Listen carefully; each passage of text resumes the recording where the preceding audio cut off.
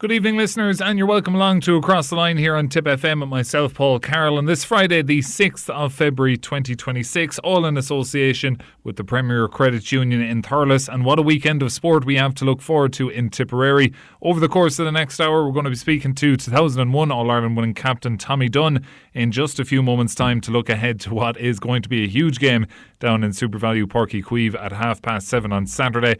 Tipperary, of course, taking on Cork in the National Hurling League. We'll look ahead to that game. We'll also look ahead to what's a massive game as well on Saturday at 1:30 in Mallow. It's the Corn Uí Mhuirí Munster Under-19A Schools Football Final. Clonmel High School taking on Tralee CBS in what is an historic day for Clonmel High School. Their third appearance in a final, looking to win their first ever one since the inaugural one back in 1928. So we'll catch up with the Clonmel High School camp in a few moments' time later in the show as well. And also at the end of the show, Barry Drake will run down through our Greyhound racing update. And we'll also hear a special piece looking at forward to Semple Stadium's redevelopment and some rumblings around there. We're going to hear from GAA Communications manager Cian Murphy and also Tipperary GAA CEO Murtagh Brennan. I caught up with the both of them at the Thurles Tipperary County Council offices during the week after a really informative presentation was put forward there. So more on that a little bit later, but let's start with what is going to be a massive game down in SuperValu Páirc Uí Chaoimh on Saturday at 7:30. It is live here on Tipp FM and thanks to Casey Tiles and Wooden Floors in Care. It is of course Tipperary against Cork, and who better to speak about it only the 2001 Hurler of the Year, Toomevara native Tommy Dunne. Tommy, you're very welcome to the show. How are you? Hello Paul, how are you? Yeah, very good, Tommy. Massive one to look forward to now tomorrow evening, 7:30 down in Páirc Uí Chaoimh, Tipperary against Cork. A repeat, of course, of last year's All-Ireland Senior Hurling Final. It's a game that doesn't need too much of a build-up or a hype-up. It's just a game everyone is really looking forward to, and both sets of panels, I'm sure, had this game earmarked when the fixtures come out at the start of the year. Yeah, well, given the way last year finished, Paul, with Tipp and Cork contesting the All-Ireland final and all of that any Tipp Cork fixture this season was going to be a standout fixture, and it's actually incredible that there's going to be such a huge attendance on the night and the game under lights and that as well. So it's a lovely fixture to have in kind of halfway through the league, you know what I mean? It really, from a player's perspective, like, it's going to be a huge occasion and definitely one to look forward to. And like, if you were to look at it from a management point of view, probably a really good chance to test players out at this level. You have younger players coming through that are getting game time during the league, but really having them in a situation like this, which is probably going to be as close to championship as you're going to get, 30-odd thousand people there. Yeah. It's a brilliant chance for management to really get a look at some players here. It is, and it's a great opportunity for management to put players into a cauldron type atmosphere like Páirc Uí Chaoimh, again with a partisan crowd and a top quality team. So when you talk about, we hear loads of talk from managers and coaches about developing players and giving players game time. Well, this is what they actually mean by it, and it should be a really valuable game from a Tipp perspective, and Tipp are going well. Obviously, they've two good wins under the belt, and there isn't a huge pressure on to win the game or anything like that. But so it's a fantastic opportunity coming at this stage of the season. Yeah, and if you look at the Tipperary team that was named earlier today, 5 changes from the team that beat Offaly. You've Rhys Shelley coming back in, you've Sam O'Farrell coming back in, Josh Keller also getting the start, Dara Stakelum and Oisin O'Donoghue coming in there as well. Some of these players we've seen in playing in plenty of big games before, but for the likes of Cathal O'Reilly and Josh Keller, this is probably their first kind of test at this level in terms of 30-odd thousand people in a massive game. So those are kind of two names in particular I was interested to see on the team sheet.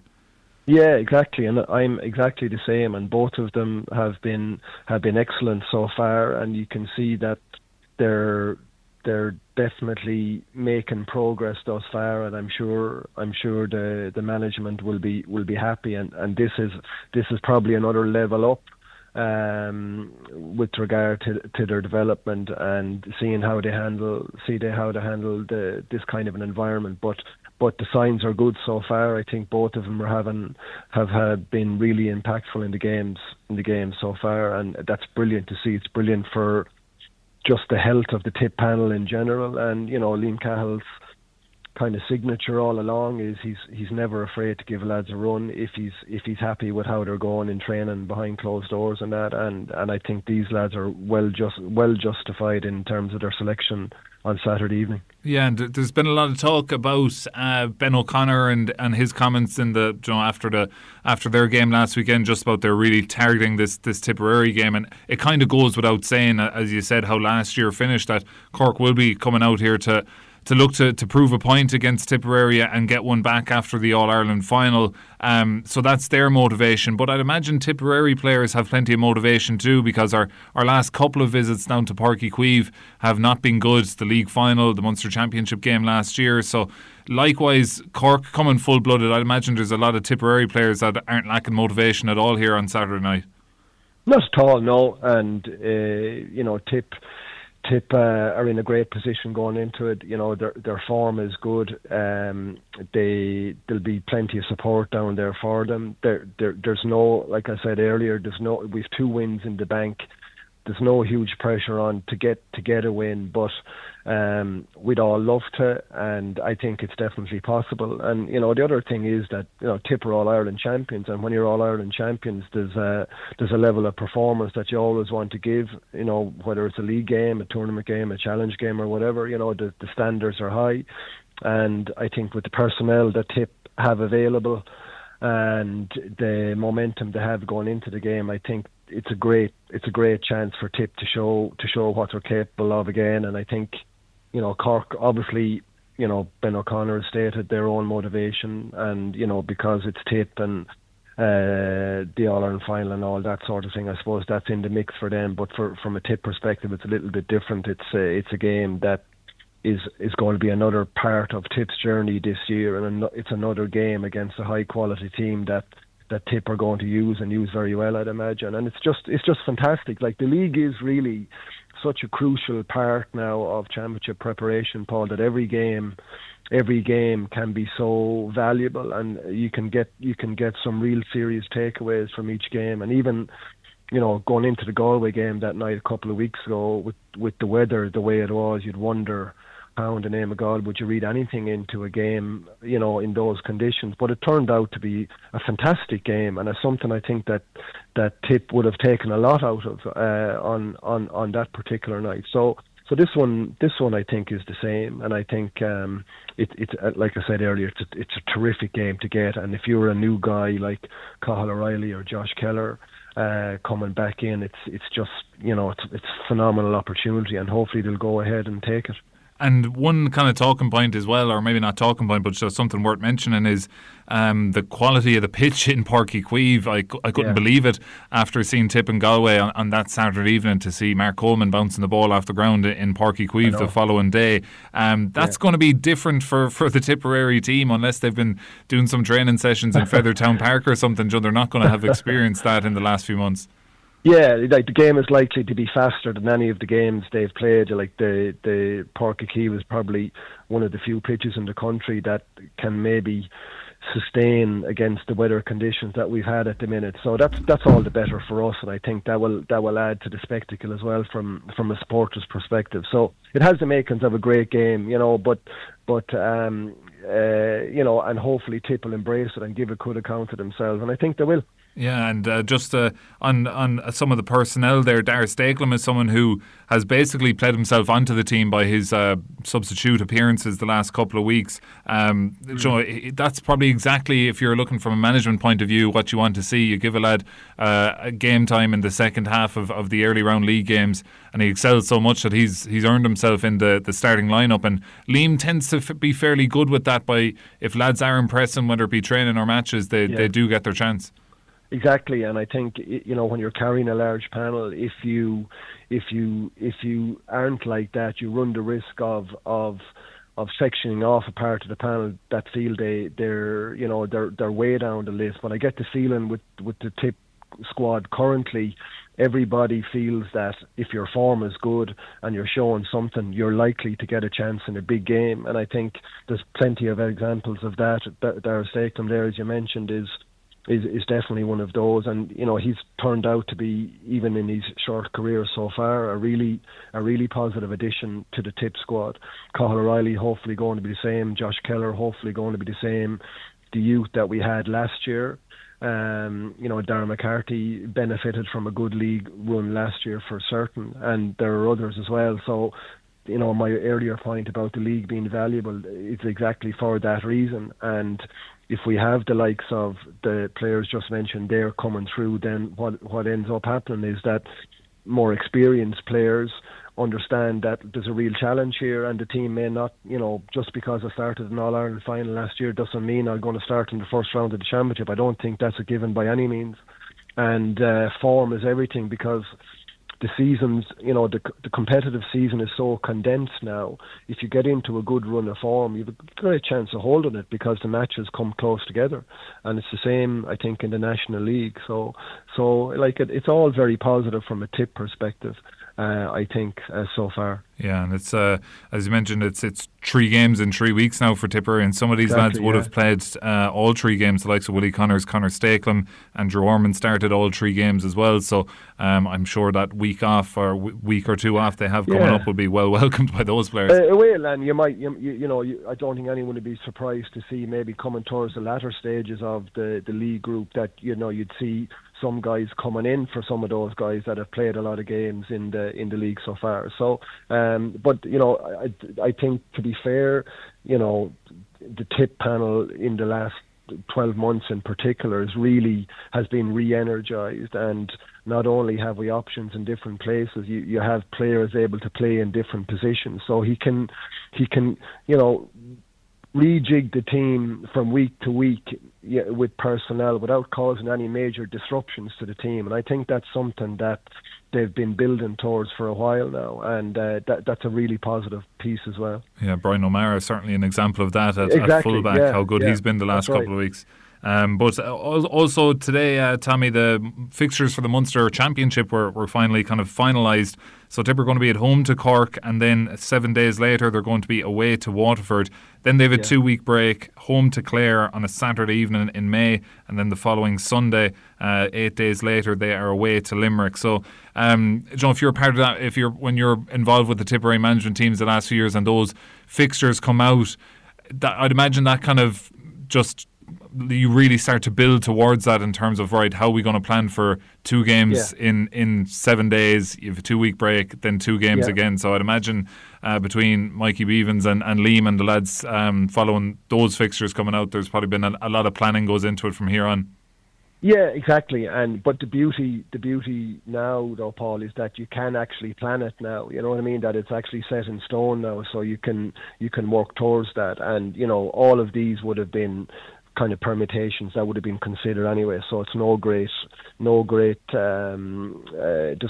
shock or surprise in it. And no matter what, you were, I think, nearly always going to end up playing in consecutive Sundays somewhere along the line in the Munster Championship, and Tipp will be able to handle that without any undue problem, I would say. So the first one against Cork is obviously a huge game, and a huge amount of energy is going to go into that, and then obviously a huge game the following week as well. So and I think if last year is anything to go by, getting something out of your first game, the Limerick game ended up in a draw last week, but a very, very solid performance, and left us with looking forward to the game the week after. So I think it's high octane stuff. It comes very quickly.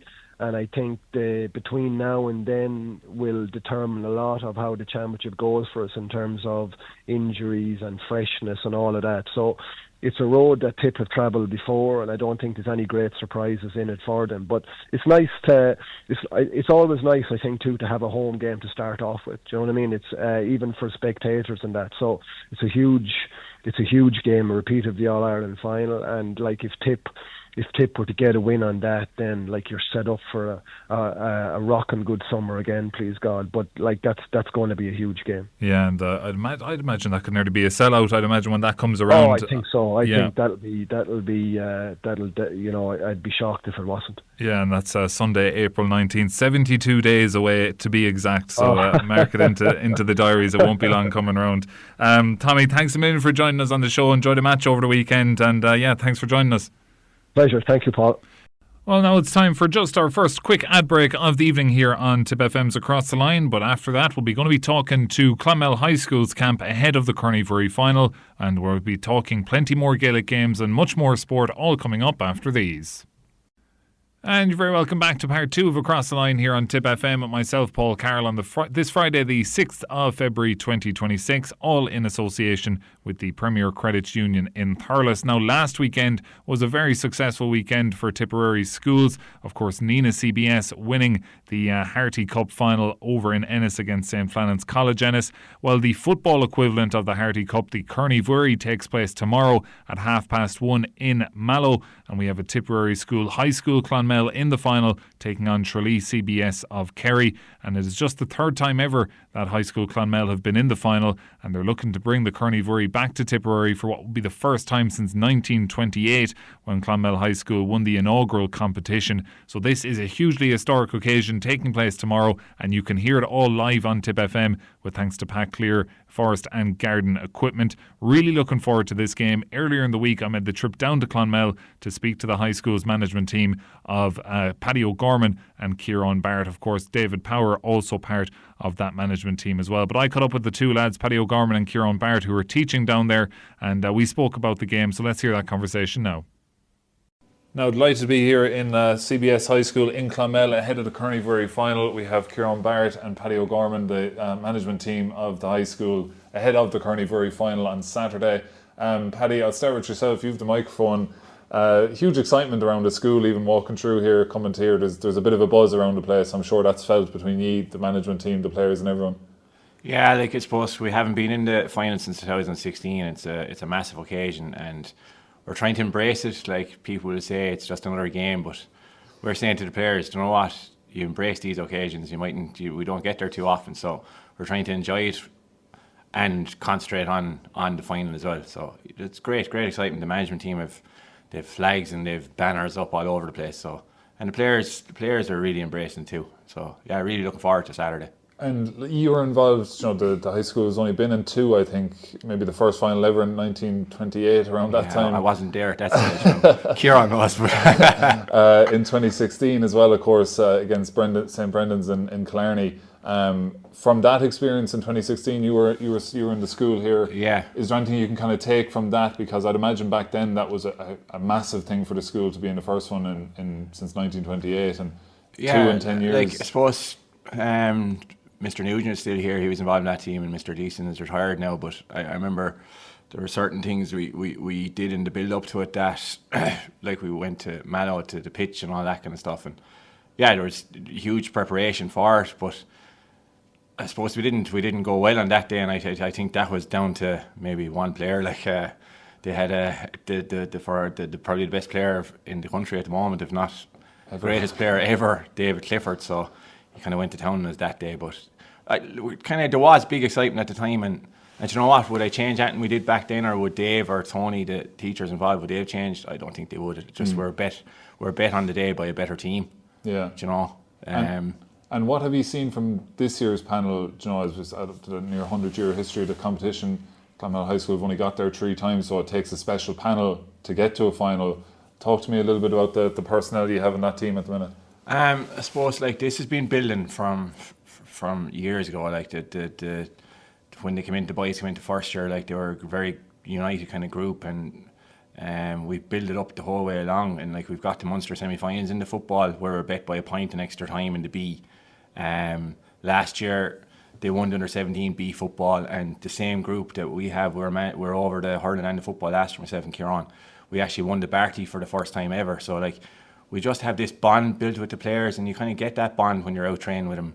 It's different to a classroom. Like you're out in the field with them two or three mornings in the week at 7:30 in the morning time. They're coming in training for you, and you just build a relationship with them. And look, they proved it the last day when we were 6 points down at half time. They're very united, and they're very good friends with each other. And they kind of pulled it out of the fire at after in the second half against Milltown. So just they're very united group, and we get on very, very well with them. Yeah. So. And Ciarán, like, do you feel that as well? If you're doing all that trend for the last couple of years with this group, like they're up to their senior level now. You've seen them all the way up along. Like that's as Paddy said, a nice bond between ye and the nice kind of journey that this kind of group has been on. Yeah, definitely. Look, we've kind of a good thing going in school too, where we've so many different GAA coaches. I think we must have 18 or 19 lads there that are trained GAA teams around. So we've a good thing going that every 2 years we kind of move around, and I was with this group at under 17 level, under 16 and a half, before changed to 17 as well. And I suppose you just have such a bond made up with them down through the last few years that you feel like they could do anything for you on the field, and in fairness, there's many lads there that would do anything for you there. Yeah, and like you've kind of seen that throughout this campaign, particularly in that semi-final, down 6 points at half time, black card, things weren't going your way at all.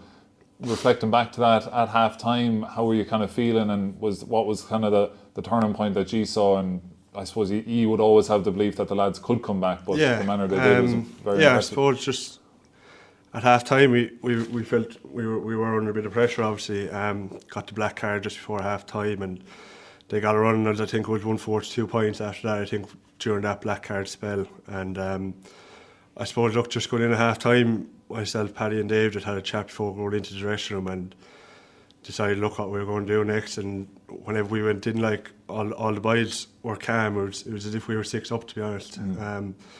We went in, we were like, look, this is our plan now for the second half, and they were happy with that. And look, thankfully we got a great start in the second half. Mikey buried that goal early on, and I suppose just gave us that bit more belief then to kick on and actually go and win the game. That whenever you do get back to a 3-point game with these new rules, like, a 10-point lead is never too much these days, like, you know. So I suppose that early goal really did drive us on for the second half.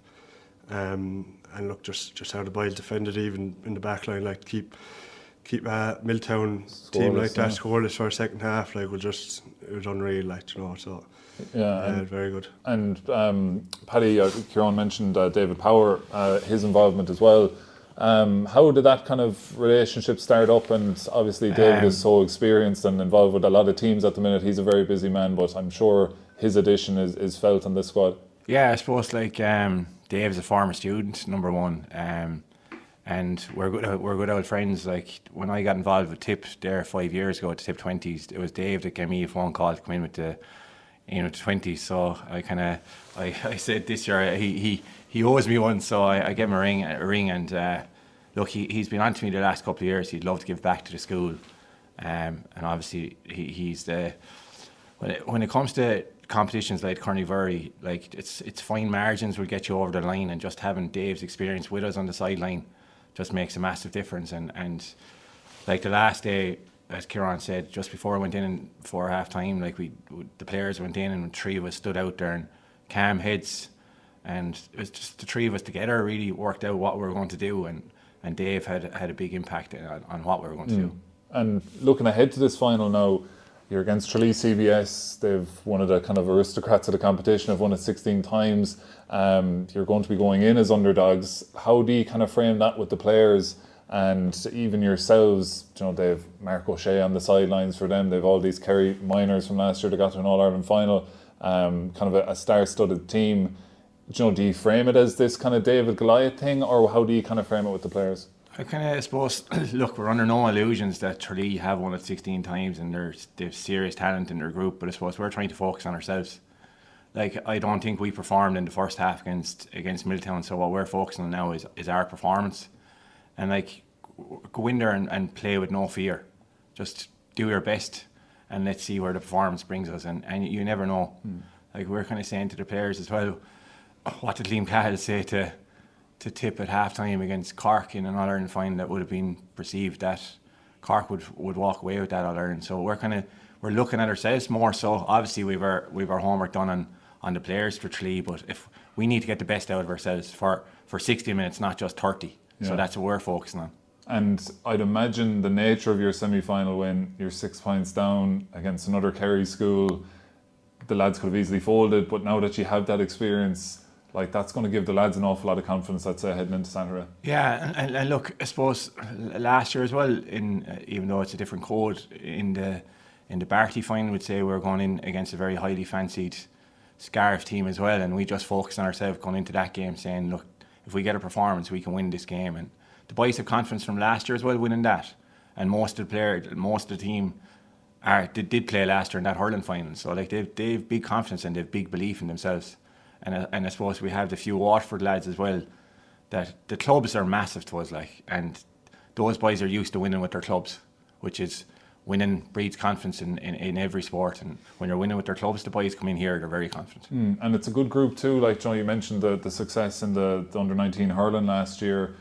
Funnily enough, Tralee CBS won that competition last week, so they're coming in with confidence as well. But it's a nice spread of clubs on this team this year, and they've had that previous success. So this is kind of a exceptional kind of group that's come through. Like it's a very successful group. The players have won a lot with their clubs, whether it be, I won't mention names, but all the clubs seem to be winning at the moment, which is testament to the clubs, the work that's going on in the clubs. And like, we have a steering group that was set up a few years ago where we work with the clubs, so they know when we're training, we know when they're training, and we all kind of work in tandem together, which is massive for us. And then when it comes to training, I suppose the players, this is all down to the players. It's not about me or it's not about Ciarán. It's down, or Dave Power. It's down to the players. Like the players at the start of the year, which they did last year as well. They said to us, can we train at 7:30 in the morning? We want to do it right. So like 7:30 was the time when the pitch was available, so we get a proper session done.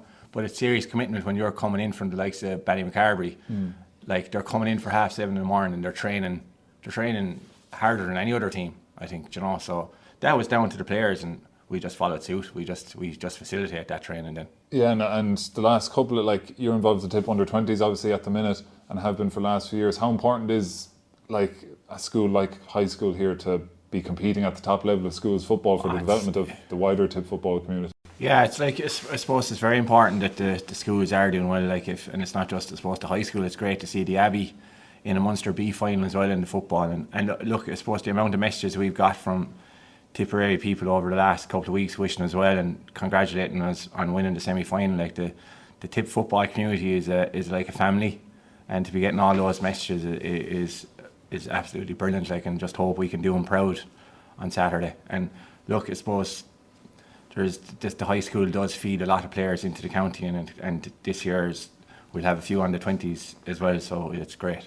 And finally, Saturday 1:30 in Mallow. As we're sitting here, it's raining heavy outside. I'm sure conditions are going to be a little bit tough, but what would it mean for the school if you could get over the line on Saturday? Look, it goes without saying, it'd be a very, very historic day. Just to win a Corn Uí Mhuirí final at Tipperary, and Waterford lads win the Corn Uí Munster A football would be absolutely massive, and I think it would really drive football in the county. And I suppose the other day we had Decky Brown, one of the greatest players of all time, in talking to the players and doing a couple of drills with them, and just to have him and all their support, it's massive for the whole community. And he spoke like that the other day, and how much it means to everyone in Tipperary that we're there and representing, and if we won it, it would be unbelievable. Well, you've got the whole county behind you, lads, so the very best of luck on Saturday, and thanks a million for talking to us. Thanks a million, Paul. Thank you. And that was my interview on Thursday afternoon there with Paddy O'Gorman and Ciarán Barrett, looking ahead to that Corn Uí Mhuirí final tomorrow at 1:30 p.m. in Mallow, live here on Tipp FM, with thanks to Pat Clear, Forest and Garden Equipment. Really looking forward to that one. But now we'll just take a quick ad break here on Tipp FM, but stick around. We're going to be speaking to GAA Communications Manager Cian Murphy and Tipperary GAA CEO Murtagh Brennan after the break. We'll look ahead to the rest of the weekend sporting action as well across all the different sports, and we'll hear from Barry Drake talking Greyhound racing. All that coming up after these. And you're very welcome back to the final part of Across the Line here on Tipp FM with myself, Paul Carroll, on this Friday, the 6th of February 2026. And of course, this show is all in association with the Premier Credit Union in Thurles. Now, speaking of Thurles, I made the trip down to Thurles during the week as there was a special presentation. A GAA delegation came down to the County Council offices in Thurles to speak with local councillors as part of the Economic Strategic Policy Committee, just on the importance and the economic impact of GAA, particularly in the town and the county as a whole. So as part of their research, they had done a bit of research in the last couple of years and found that in the 2024 Munster Senior Hurling Final, which was held in Thurles, that was worth €3.2 million to the town of Thurles just that one day. And overall, the county of Tipperary, that was worth €4.5 million to the county hosting the 2024 Munster Senior Hurling Final. So Cian Murphy is the GAA Communications Manager. I spoke to him after the meeting, and he just spoke about how important it was to put figures to the kind of feeling that everyone had around how big games in Semple Stadium are to Thurles. But he just said it was nice to get figures around what everyone had kind of already thought. Anecdotally, people would know that a GAA match in a town is important to the local economy. It was important for GAA to be able to put hard facts and figures behind those kind of anecdotal thoughts. Thurles is it's such a central part of the map of Gaelic games, and we always would have known that, but now we actually are able to prove it. There's hard evidence that shows how important games are to this town and to the wider county of Tipperary. Over 4 million is spent in the county on a Munster final day. Primarily that is spent in Thurles, but 3.2 in Thurles, but there's more than 4 million in the whole county spent on a Munster final played in Semple Stadium. You spoke to the councillors here about those statistics, and a lot of the feedback was regarding maybe the stadium itself, and you spoke to the councillors. I think you referred to as an open goal, the kind of link with GAA's history and the town here in Thurles that's maybe not explored to the extent it probably should be. So you've a historical historian background yourself. There's huge potential there. Yeah, I think sports tourism in Ireland in general is something that we could all be better at. I don't think it's just here. I think definitely in terms of people coming into Ireland, I know I have been at Buenos Aires, and as a tourist to Buenos Aires, you want to see a soccer game. I think we should be better. We need to be better. Somebody coming to Ireland should be going to see a hurling game. How do we help them to go and do that? Obviously, the All-Ireland finals are going to be sold out. You take those two hurling and football finals out of the equation, there's no reason why we can't do more to facilitate people who want to see our games. If you want to see the Irish people play, you want to see a GAA match. And how do we get better at that? And that can be happening here at a local level in Tipperary, it can happen at national level in Cork Park. And there's so much history here. There's so much history. Aside from what happened at Hayes' Hotel, it was Tipperary won the first ever inter-county hurling match 142 years ago. This month, and the success of that game, the success of North Tip beating South Galway, convinced Michael Cusack the following year to start the All-Ireland Championships. That's your history. That's something for you to kind of be proud of it, but something for you to kind of leverage in terms of increasing awareness. And if there's a tourism lift there, then so be it.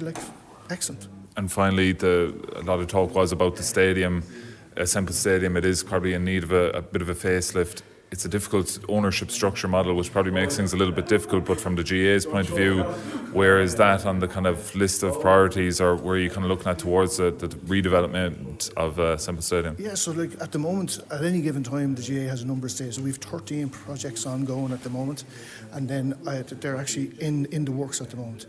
Thurles is, as I said before, it is seismic to us in terms of its significance. There is a management structure there, as you outlined, but there will be funding put into Semple Stadium. It is a bigger project than just the GAA can do on its own, and that's why hopefully conversations like today, raising awareness about the significance of events that are held there to Thurles, to Tipperary, can help. But definitely in terms of advocacy on our behalf, with local representatives, with national body, with the government, that a place like Semple Stadium, the importance it has for Thurles, for Tipperary, goes beyond just the GAA.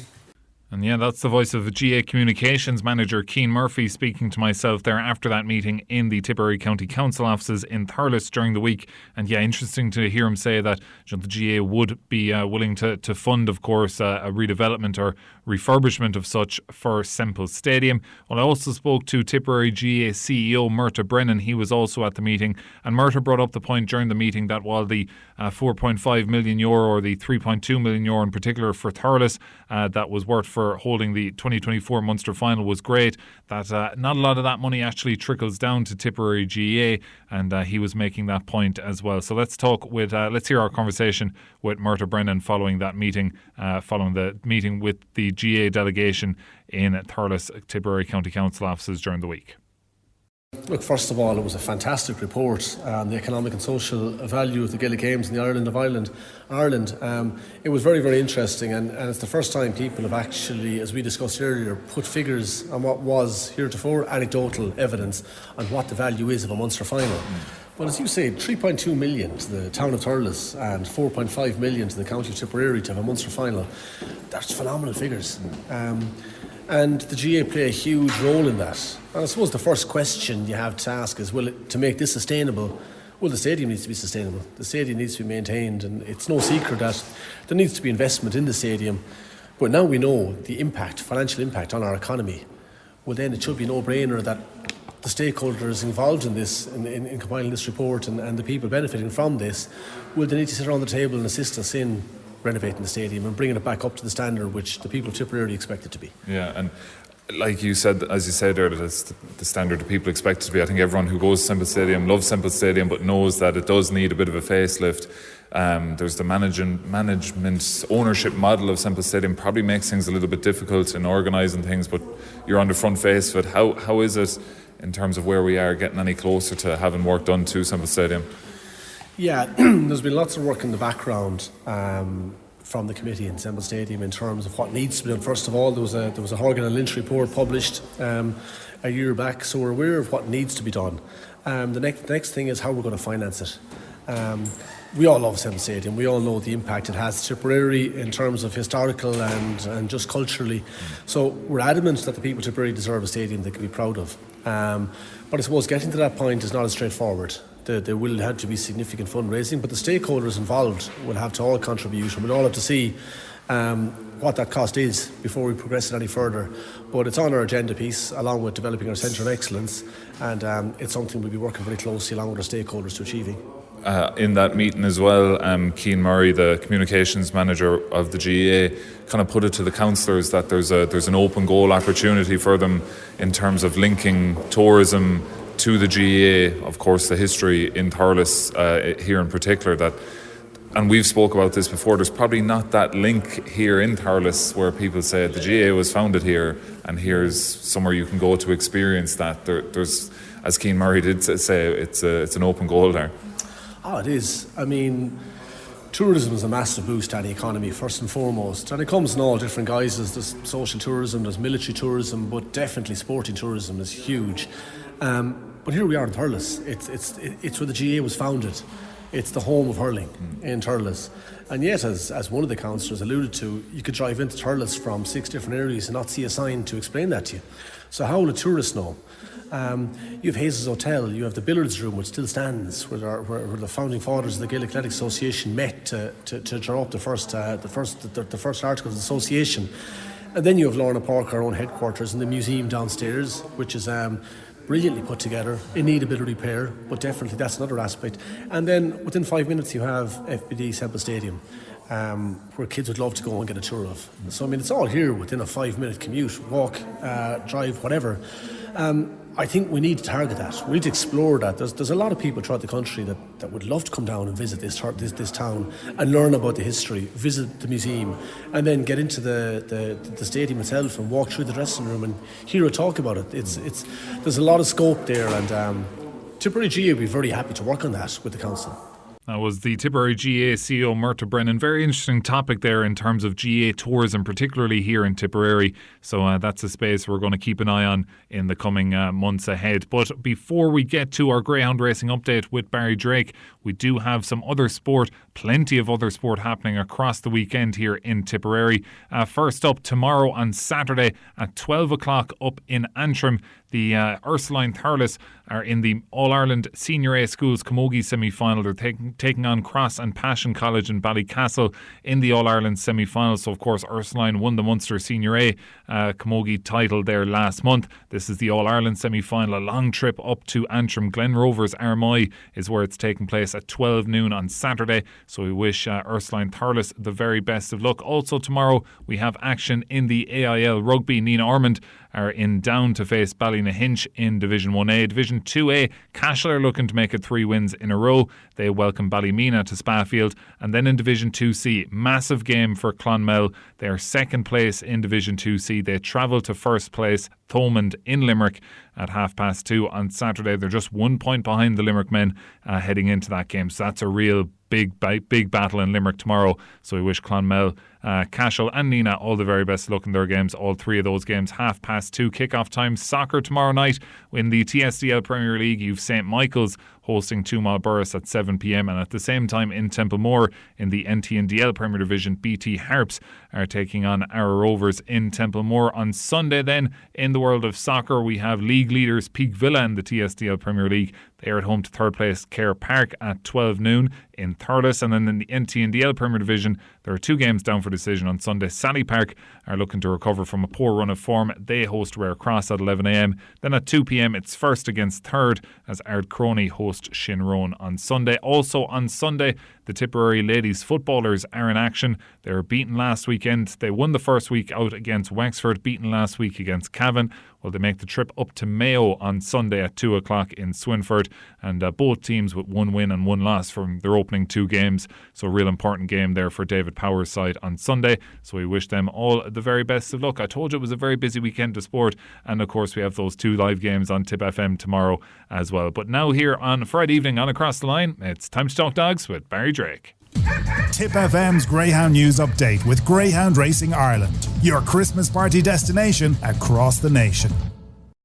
So it's another busy weekend of greyhound racing action, but first we have to look back on what was a very successful weekend of greyhound racing in Clonmel last weekend, of course. Huge crowds in Clonmel for the National Coursing Festival, of course, and many took time out to head along to the Clonmel Greyhound Stadium, and anyone that was in attendance on Sunday night would have certainly enjoyed plenty of top-class racing action. Of course, the big race was the final of the Royal Kennels Open on Race Stake with €6,500 to the winner. Of course, kindly sponsored by Helen O'Dwyer. And it was one of the outsiders, trap number 2, Gay Time Clyde, who was sent off at odds of 11-2, who landed the spoils for champion trainer Graham Holland, of course, based there in Golden. Of course, 28.60 on the clock, of course. The son of Droopy Sydney, of course, had finished second the last twice in the competition, but saving its best performance for the feature night, of course, delivering a quick start there from trap number 2 to get the better of Skywalker Bruno, who was back in second for trainer Michael O'Donovan, 5 1/4 lengths back in second, but back in third, new in spot, just a neck behind the runner-up, of course, also trained by Graham Holland. That was sent off the short price favourite. Elsewhere, of course, Andy Lynch, based down there in Cappoquin, took the Sporting Press Online Edition A1, A2 final with hot favourite Shore Exile, who was sent off at odds of 4-6, making all the running there to win in 29.99. Elsewhere, of course, William Den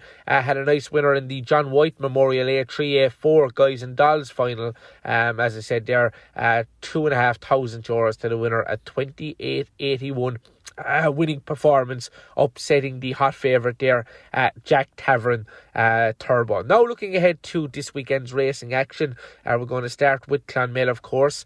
Once again, action getting underway at the usual start time on a Friday night there of 7:30.